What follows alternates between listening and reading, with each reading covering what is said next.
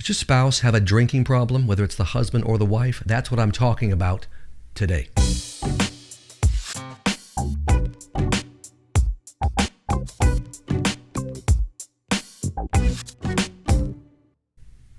Welcome back to Ask Dr. Clarke. And if you've got a question you'd like me to answer in one of these brief videos, please email it directly to me, David E. Clarke, PhD, Clarke with an E, David E. Clarke, PhD at gmail.com. I'll be happy to answer it. And there's a link to my Gmail address in the description you'll find below. Now, today's question about the drinking spouse. My husband, in this case it happens to be a husband, could be a wife. My husband has a drinking problem. When he drinks, he gets angry and abusive. This has gone on for years, which is often the case. What do I do? Here's what you do. You draw a line in the sand and you say enough is enough. Because if you continue to tolerate it, he'll continue to do it until you're destroyed, your kids are destroyed, your marriage is destroyed, and frankly, he's destroyed. So you have to draw a line in the sand.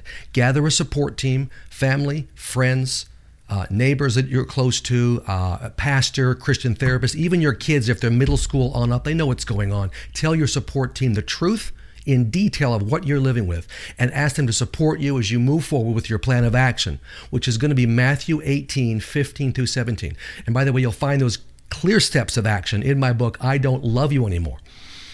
So, you gather your support team and you go to your spouse first. Now, if he's angry, nasty, abusive, and you're not going to go to him in person at all, give him a letter, email, text, whatever. If it's in person, fine, if you feel safe enough. But you tell him clearly, I will no longer tolerate your drinking. From now on, there is zero tolerance in our relationship. If you want to keep living with me, you're going to stop drinking. And the right number is 0. Can I have a drink or two? No, no more.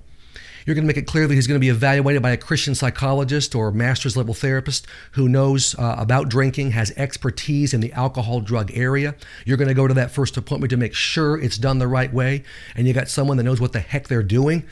A biblical counselor who doesn't have expertise, you're going to waste your time. Someone has to have expertise in this area, maybe an addict in recovery themselves. Go to that appointment. There's also going to be ongoing, of course, individual therapy. There's going to be a group process. AA has changed millions of lives. Your husband's going to be involved in that or Celebrate Recovery Group, whatever the therapist who's done the evaluation believes is necessary. Some will actually need inpatient or even day treatment, whatever the evaluation reveals. You'll tell your husband that from this moment on, you will allow no alcohol in your home. He can bring it in, you will pour it out right in front of him if that's what he wants. If you find it, you pour it out. You won't get into a car with him if there's any hint of him drinking. You won't allow the children, if you have kids, ever to get into a car with him when he's drinking. How many times has someone who's been drunk gotten a DUI or killed someone or harmed children in their own car because they're drunk? Enough is enough. They have to get strong enough to do this.